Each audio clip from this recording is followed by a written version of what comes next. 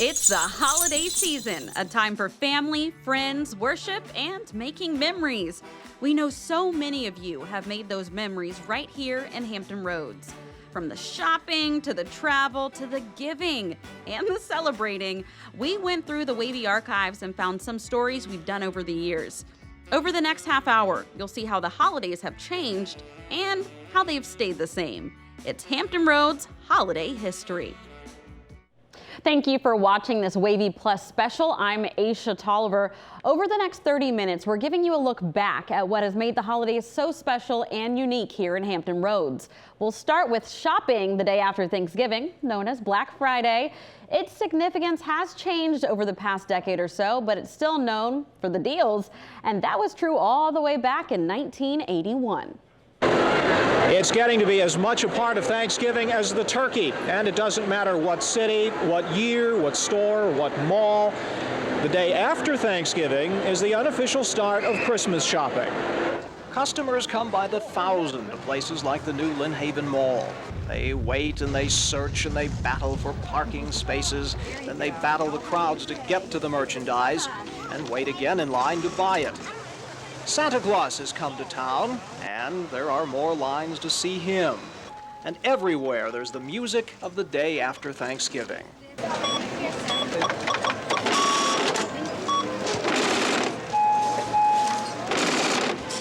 6238. But this year there is one new wrinkle, a sour economy and high unemployment, but still the crowds come. One merchant says it's pretty much business as usual, but shoppers do seem to be holding back a bit. Well, I think that some of the consumers are holding on to their money, waiting to see exactly what is going to happen, perhaps thinking that the last few days there will be better buys, more sale items that they can take advantage of. Kent also says that surprisingly credit sales are up, perhaps because cash is being invested, perhaps because there's just less cash around. But in either case, the spending continues. In Virginia Beach, Terry Zahn, The Daily News. A lot of holiday shopping is done online now, but even in the 1980s, you could shop from home because stores would send out catalogs that you could place your order from. We go back to 1983 and show you how shopping through the mail worked.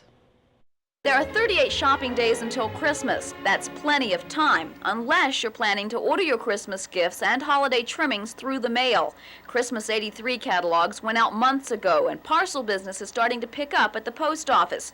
If you're going to shop by mail, know your consumer rights.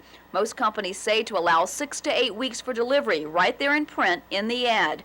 But if there's no time specified, your order must be delivered within 30 days of receipt, or you must be notified. If they cannot deliver within that period of time, they must notify you in writing, provide you a postage-paid reply card to do one of two things, either agree to the new delivery date or request a refund. If you request a refund, they must send it to you again within 7 days. You have a complaint against ABC Mail Order Company? Delays in getting merchandise ordered through the mail is the #1 complaint the Better Business Bureau gets, here in Tidewater and nationwide. But the business has a good track record for handling complaints. 9 out of 10 are settled to the customer satisfaction at the Tidewater Bureau. If you do have a complaint, the Bureau will send you a self-help form to fill out. A copy of the complaint goes to the company, the Bureau, and you keep a copy. If that doesn't solve the problem, the Bureau will take further action. Kids love toys. Even today, as electronics and screens dominate, there's still nothing like using your imagination and creating your own world. You're about to see 2 stories from the 1994 holiday season, which featured the most popular toys for both boys and girls from that year. Here's Lisa Parker.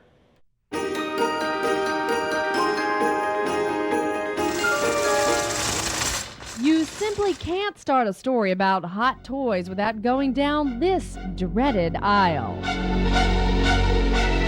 Yes, the one that leads to Power Rangers. The good news is they made more of them this year. The bad news, they're even that much more popular.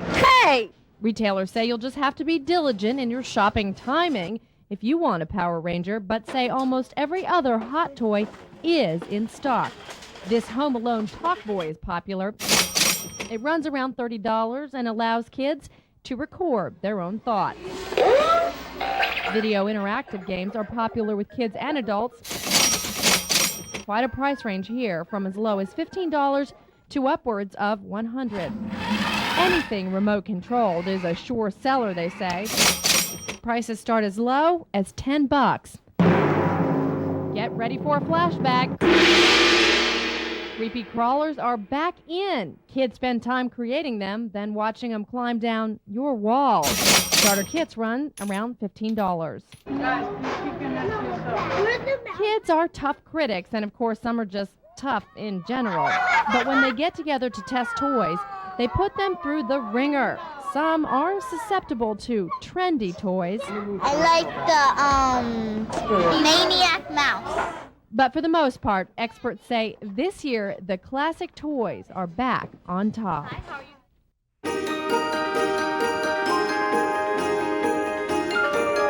She's bigger than life, or big as life, we should say. She's life-size Barbie. For only $100 or so, you can bring this 3-foot doll home. The good news is most things catching little girls' eyes are not so big in size or price. The personal diary is hot. Most cost around $20 and allow little girls to record their most personal thoughts electronically. Well, this is 1994. Computer games cross gender lines as kids get more and more computer literate. Prices vary widely on this product. Industry experts expect to see remote-controlled toys in the top 10 sellers for both boys and girls. 10 on Your Side paid only $10 for this one, though prices range up toward $100. Gears. But the conventional wisdom, straight from the experts themselves, this year, everything old is new again. Standby toys from Barbie to Monopoly still reign. A comforting thought as you search for the energy to hit the toy aisles. I think I even have one of those electronic diaries, but turning now because not everyone can be home for the holidays, and that is especially true for the thousands of service members who live here in Hampton Roads. However, the military community has come together each and every year to make sure those who serve still have a good holiday. We head back to 1980 and a celebration on USS South Carolina. Aboard the cruiser South Carolina, as on all the other ships at the Navy base, Christmas Day was practically business as usual. A skeleton crew remained on duty, celebrating the holiday by doing their job. Enough sailors must be at their posts to get the ship underway in the event of a storm or other emergency.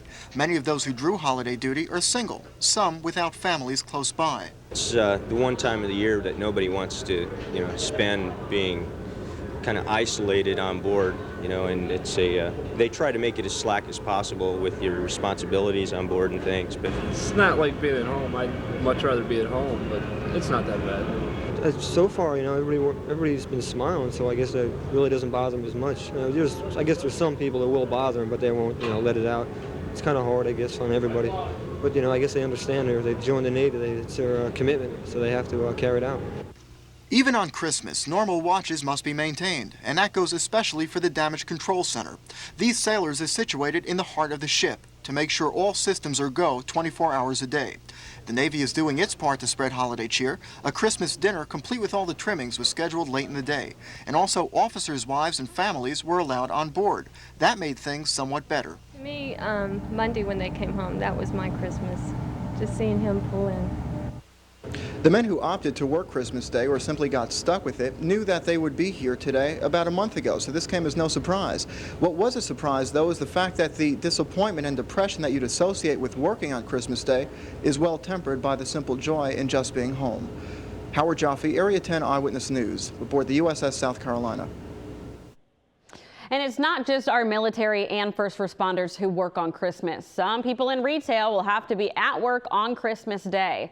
Back in 2000, Rona Williams went out and talked to some workers. Some of them actually had a job that doesn't even exist anymore. Take a look. It's December 25th, a holiday for most, but not everyone was home for Christmas. While most businesses are closed for the day and many had the day off, some spent Christmas Day on the job. It was all right, but I'd rather be at home, but I don't really mind because I don't have to be here that long. So, not like I have to be here for the whole 12 hours like I usually do. Some convenience stores were open today, and there was a steady stream of customers, and some say they had to shell out extra bucks for the convenience of a 24-hour convenience store. For convenience. Now we usually pay that extra dollar. Am I in the middle of the news event? Let people open. Carl Bray works at the Blockbuster Video, which was also open today. He says he was bothered at first, but now looks forward to that holiday pay. When I woke up, it did, but after I got my blood flowing and stuff like that, it didn't bother me that much. We get paid time and a half, so. Christmas Day is also a day when taxi drivers are in demand. Most of them went to the airports, I took some people from Newport News to Wayne or Richmond, so they were happy they got there so they could get where they were going. So that's what counts. So as Christmas Day comes to an end and many spent it working rather than enjoying the festivities at home, will these workers do it again next year? Oh, no. I prefer to be with my family. I'll try not to, but if I have to, I will. The kids of today will never know what Blockbuster is. That breaks my heart. When we come back, a look at how Christmas, Hanukkah, and Kwanzaa have been celebrated throughout the years. We'll also go back to the first time the Boardwalk lit up for the holidays. You're watching Hampton Roads Holiday History.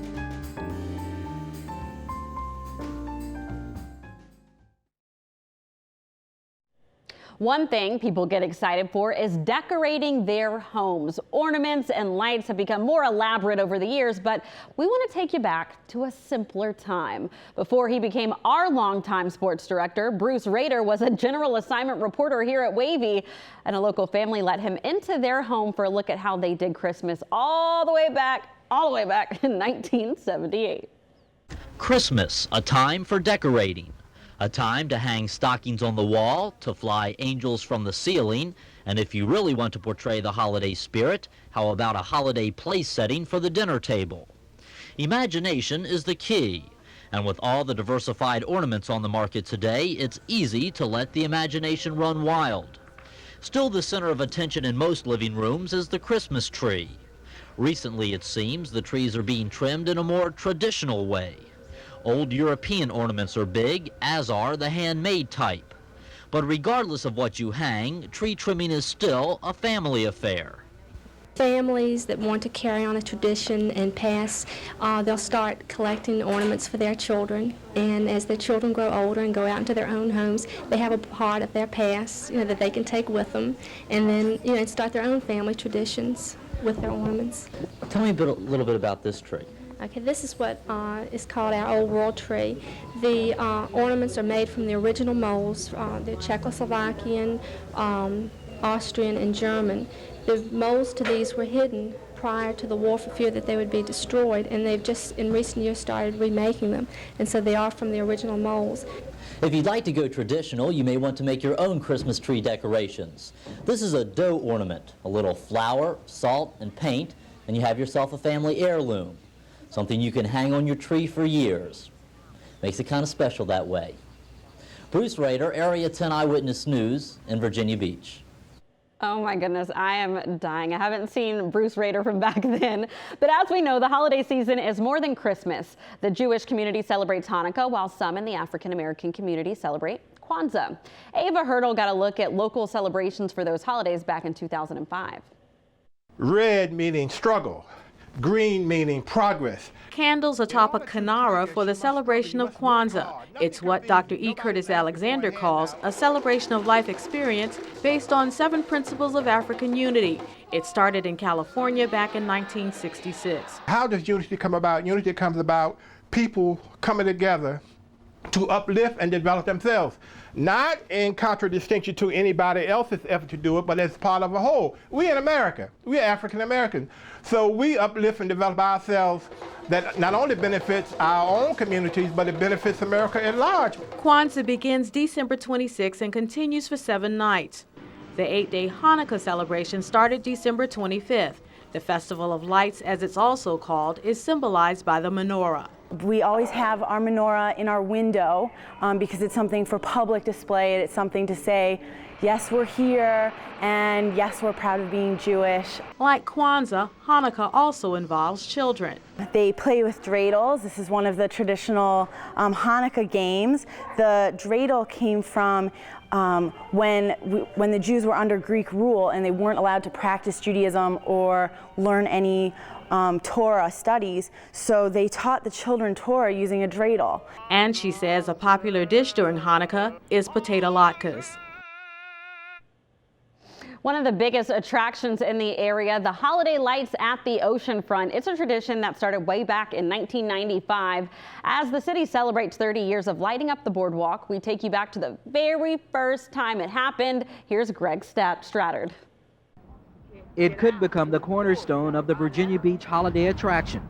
300,000 lights shining brightly up and down the boardwalk. The early reviews are promising. We're having a good response. Last night, I think we had around 1,300 cars come through. But the glimmering reflections are blinding the enthusiasm of some of the oceanfront residents who complain the traffic and congestion are too much. Been real busy. A lot of people coming down here. A lot of people parking on the side of the street and everything. Organizers are downplaying these concerns, but the city promises quick action if the event manages to get out of hand. We believe between our police and the traffic control that we have in our city that these problems will be worked out. Many here have mixed reaction to the boardwalk becoming a mecca for winter tourism at a time when this part of town is usually quiet. Oh, I don't think that's a problem, really. I mean, the number of people that come in the summer must be much greater than what will show up here anytime in the winter. So I believe that in the evening, that's going to be even a lot more traffic, and the traffic is going to be congested. City officials are sensitive to residents, but boosting the economy is the primary concern. I think slow is probably not even correct. We look like the Grinch who stole Christmas down here, and that's why we developed this project. We believe it's exciting. We think it's going to add some excitement to our oceanfront in a time that's usually slow. I think they had the right vision there. When we come back, we look back on air travel, the time we almost had a white Christmas, and when a homegrown NFL superstar made the kids happy on the peninsula and made sure they had a good holiday.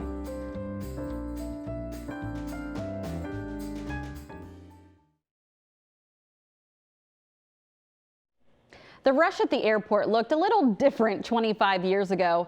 2000 was the final holiday season before airport security across the U.S. and around the world became more strict. However, that didn't mean the terminals weren't full of people flying to their holiday destination. Patty Culhane reports. Forget jingle bells. Jingling change from frantic flyers is the only Christmas music you'll hear at the Norfolk International Airport tonight. Get line going, please. But the lines aren't really going anywhere. I'm going to get home. He'll get home late. After waiting in this line, it looks like he'll miss his flight. A lot of travelers worked hard to avoid exactly this. Call ahead, double check everything more than usual because it's going to be very crowded, very busy, very hectic. And so just give yourself some time. I showed up an hour early expecting, maybe a little bit of a line, but I didn't expect to be waiting in a line like this. No. And I didn't think it was going to be this bad. But it's pretty bad. So why is she smiling? Why is he? You would think it would all be enough to make everyone look like this. But all of these travelers know. One way or another, I'm going to get home. It may take a while, but eventually they will hear this.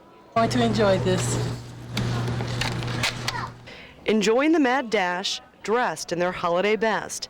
They know they will be home for the holidays. We've got 4 generations here. Oh, so sweet. Well, we always dream of a white Christmas, but here in Hampton Roads, that's sure a rarity.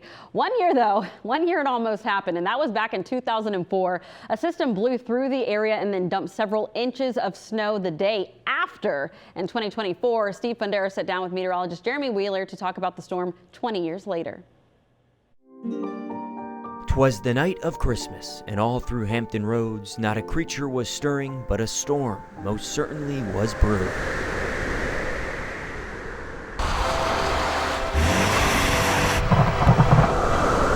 He got his Christmas wish. He wanted to snow on Christmas, so it snowed the day after Christmas. The story was wild. It was warm out. I remember sitting in shorts. Believe me, on the eve of Christmas Eve, the high temperature hit nearly 70. 3 days later, snow was all the eye could see. There's snow out there, folks.